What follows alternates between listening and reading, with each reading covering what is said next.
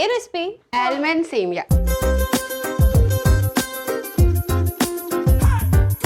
So నేను నిన్ను కొన్ని క్వశ్చన్స్ అడుగుతాను, చాలా ఈజీ.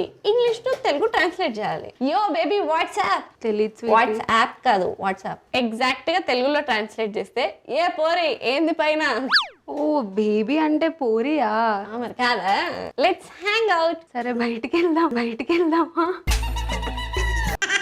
కాదరా, నడవంద్రా బయటికి వెళ్ళి వేలాడదాం. లిసన్ బడి, దట్ చెక్ ఇస్ మైన్. రే వినరా, ఆ పిల్ల నాదిరా. కాదు, కోడి పిల్ల నాదా? ఎస్.